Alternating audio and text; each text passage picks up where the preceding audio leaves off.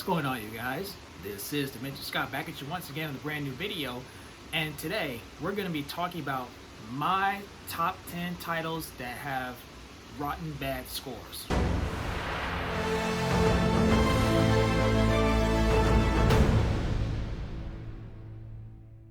Before we get into today's video, if you guys are brand new to my channel and you guys enjoyed this video, be sure to like, comment, and subscribe for more videos if you like what you see. You can also find me on Facebook and Instagram with the same name as usual, Dimension Scott, where I talk about all things physical media. Okay, so for those of you who probably don't know, there's this website called Rotten Tomatoes where there are titles that are based on critical reception and audience reception, both fresh and Rotten Tomato. And there have been many titles over the years that I personally really enjoyed, others enjoyed, that ended up getting either some pretty low critical reception based on critics, and even the same thing for audience score that we may find to be unduly rated. But I picked out some titles for myself that I personally enjoy, really like, or consider a favorite of all time that are shockingly have these Rotten Tomatoes score in the 40, 20, 30, 50 some percent on Rotten Tomatoes based on critical reception. And my advice is, don't let Rotten Tomatoes scores affect your decision to see a movie that you desire for yourself.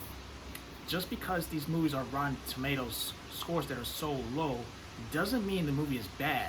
It's just based on who gets to see those movies first upon the theatrical release. So with all that in mind, shall we begin? Starting at the top is going to be Power Rangers from 2017.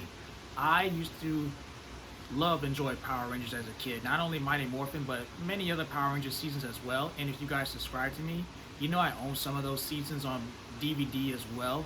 And here we have Power Rangers 2017 that came out with a 51% on Rotten Tomatoes based on critics.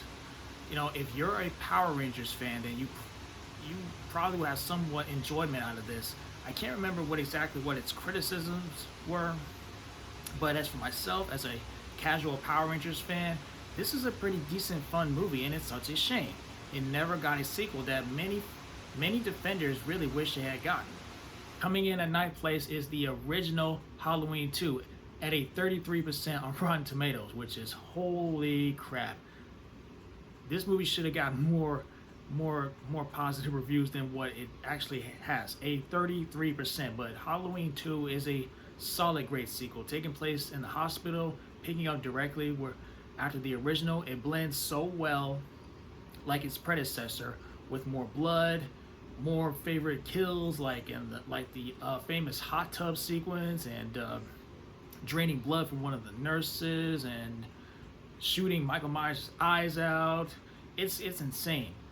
Halloween 2 is definitely a solid sequel to the most favorite horror movies of all time. Coming in at 8th place is going to be Rush Hour 2 that has a 50% on Rotten Tomatoes. The movie is a lot more funnier.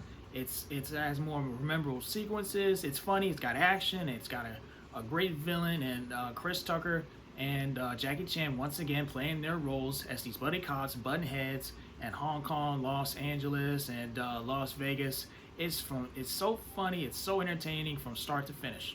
Coming in at 7th place is going to be Brightburn with a 57% on Rotten Tomatoes, which I wouldn't call that bad.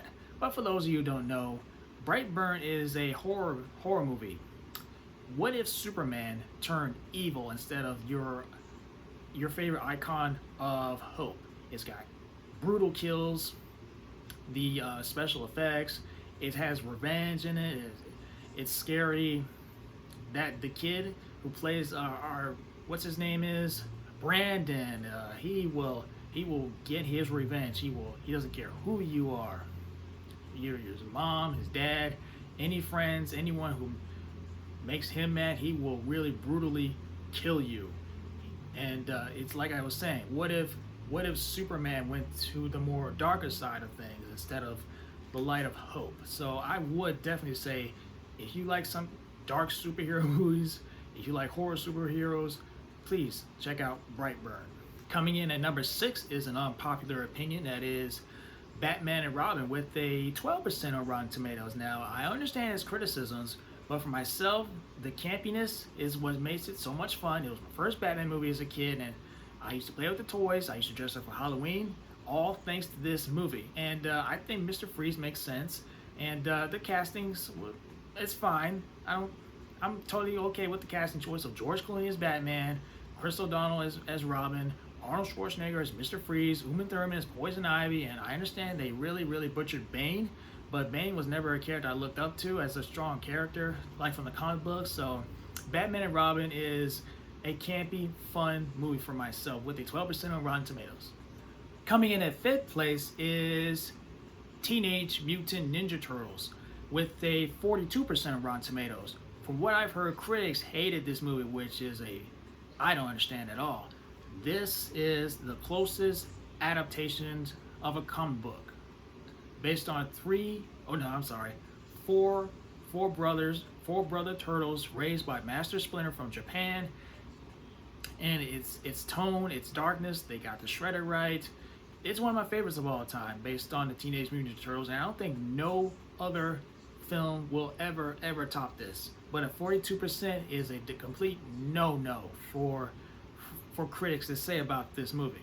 Coming in at 4th place is going to be the first Transformers, directed by Michael Bay, sitting at a 57% on Rotten Tomatoes, which that's not bad either. But for me, this was an insane movie when I saw this in theaters years ago. I was impressed by the Decepticon Autobot action, the CGI design, some of our characters like Sam Witwicky, Michaela, the score, and some more practical shots in the film. Some good characters and great personalities by our Autobots, and I think the Decepticons were actually amazing as well, and has some really good sense of humor. Maybe that's just, some people probably don't like Michael Bay's humor, but for me, I think it definitely worked. But Transformers overall was a solid movie with great action, great performances by some of our human characters. Some people may think they're annoying, but for me, I think they serve the purpose. Great voice work by Optimus Prime, Megatron, and great action and all that. Coming in at 3rd place is The Amazing Spider-Man 2 with a 51 on Rotten Tomatoes. I don't care what nobody says. Sure, it gets criticized for script writing, subplots, but Andrew Garfield, Emma Stone, their chemistry relationship is so amazing. It has really good first Spider-Man action than probably some of the MCUs, in my opinion. I think Electro, played by Jamie Foxx, is a misunderstood villain who comes from this shy, introverted worker at Oscorp and accidentally turned into Electro. His powers, his visual effects, his design is solid.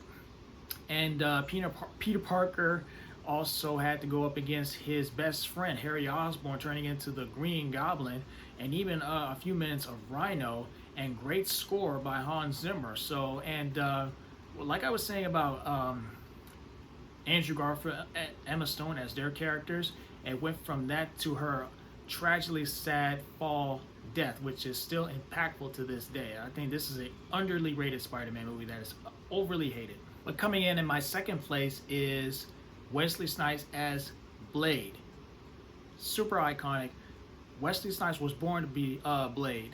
This movie started a success of comic book movies. Well, we all did not know this was a comic book movie at the time, but Blade is a fantastic action-packed vampire movie with Wesley Snipes' own performance, his martial arts skills, using his weapons to kill vampires.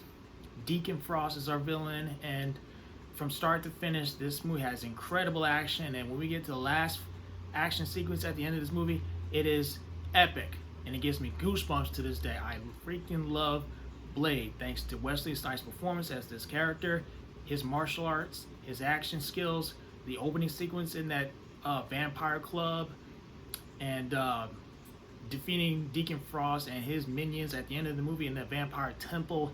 It is all fantastic. I love this movie. Coming in at number 1 is Man of Steel, directed by Zack Snyder, with a 56% on Rotten Tomatoes. Say what you want about Zack Snyder. But Zack Snyder took some original origins of the Superman character and made it more either grounded or realistic, interesting way than your comic book accurate Superman that you probably would expect.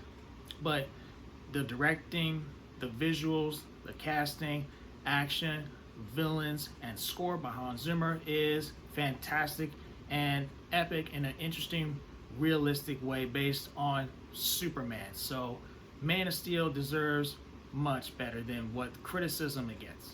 So there we have it, guys. What you guys think of my list? What are some of your favorite movies that have low Rotten Tomato scores? Let me know down below. If you enjoyed this video, be sure to give it a thumbs up, and I will catch you guys later. Peace out.